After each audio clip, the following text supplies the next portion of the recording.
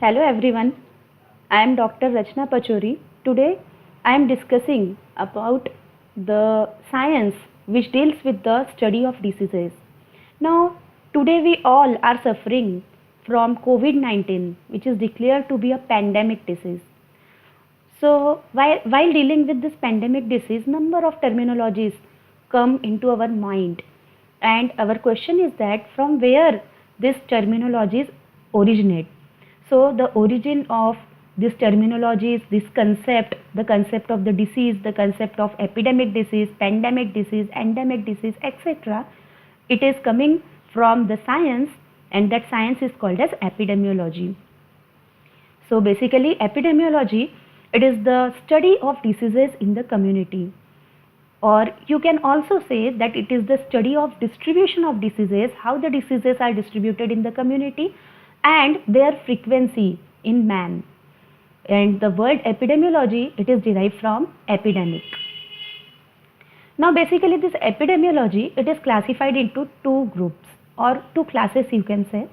The first is descriptive epidemiology and the second is analytical epidemiology. So the descriptive epidemiology, it is basically the first phase of investigation. It is concerned with the study of three elements, namely the time, place and person, distribution of disease and health status of the human population. Now, as the name suggests, descriptive. So this epidemiology, it describes, in this descriptive epidemiology, we generally used to describe that at which time the particular disease arises in the community. The time indicates that in which season, whether it is the summer season, it is the rainy season, it is the spring season or it is the winter season. Place, at which place the disease arises. For example, COVID-19, it is present all over the world. That's why we are saying that this is the pandemic disease. So place is very important. Then person, who are the persons affected with the disease?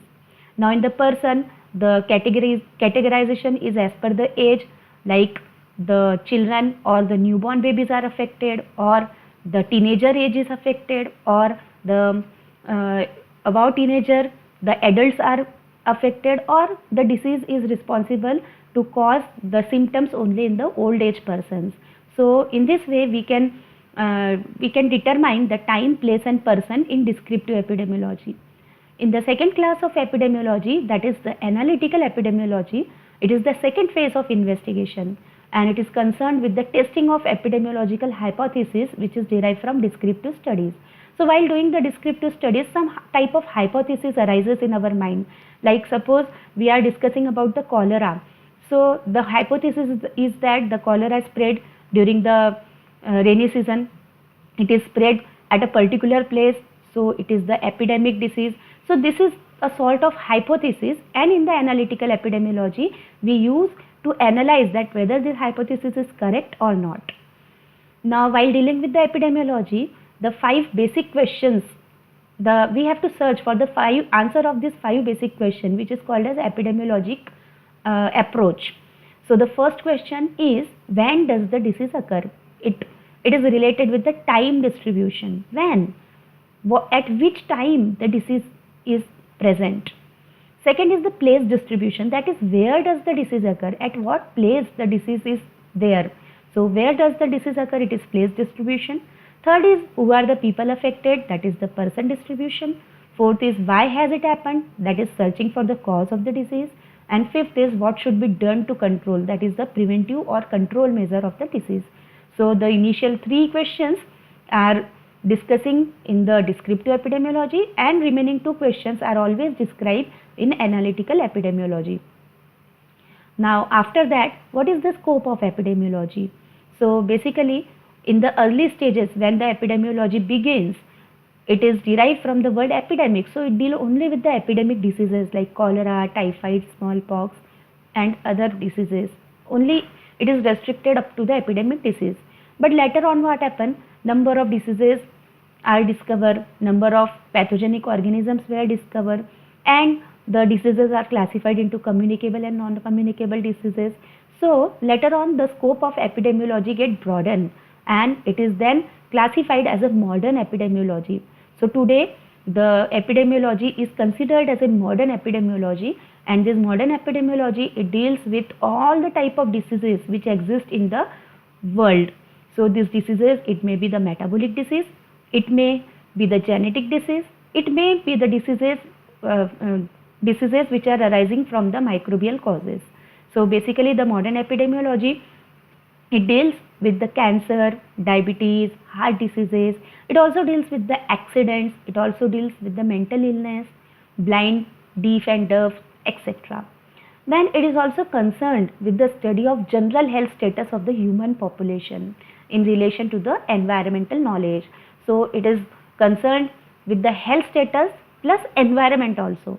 So as compared to environment, in which environment the good health status is achieved, what should we eat to get the good health.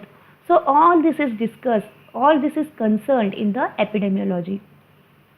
Now after that, what is the use of epidemiology? Why we are using the epidemiology? Why we study the epidemiology? So basically the first use of epidemiology is, by studying the epidemiology, we get the history of the health of population and the rise and fall of the diseases and change in their character. So by studying the epidemiology, we get the history of particular disease, like when that disease in the past appear, after how many years again the disease reappear, and what are the rise and fall of the disease, and in which season the disease is present at the peak, and in which season the disease is present in very negligible cases, and changes in the character, like COVID-19. This COVID-19 virus, which is called as SARS-CoV-2. This SARS-CoV-2 is not a unique type of virus. Basically, it is the wild virus, but it gets mutated, and that's why there is a change in its character, and that's why we are unable to search for the vaccine or the treatment of that disease. So by using the epidemiology, we can come to know about the changing character or changing pattern of particular disease. Secondly, epidemiology is used to diagnose the health of community. By studying the epidemiology, we come to diagnose the health of the community, that whether a particular community is having the good immunity or a particular community is having a very weak immunity, which community is more susceptible to disease, which community is less susceptible to disease, that's on. Third point for the use of epidemiology is, by using the epidemiology, we can plan and evolve the health services. Like in today's situation, all over the world, the health services are very active, and all the health services are having the main aim to control the spread of COVID-19. So in this way, there are number of plans implemented by the different countries, and as per their plan, like today we are in the lockdown system. So lockdown is also one of the plan of these health services. So it is also coming from epidemiology. Next, the use of epidemiology is to estimate the individual risk and chance. By the epidemiology, we come to know that which individuals are at high risk of particular disease, and what are the chances of spreading of a particular disease in the community. Then it is also used to identify the syndromes. We can identify number of syndromes by the epidemiology. Then to complete the natural history of the disease, we can also complete the natural history of the disease.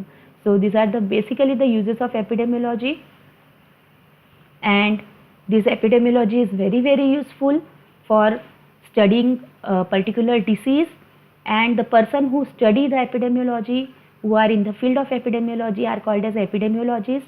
And in today's situation, we should thank to the epidemiologists that they had given the preventive measures, the control measures to be safe from this COVID-19.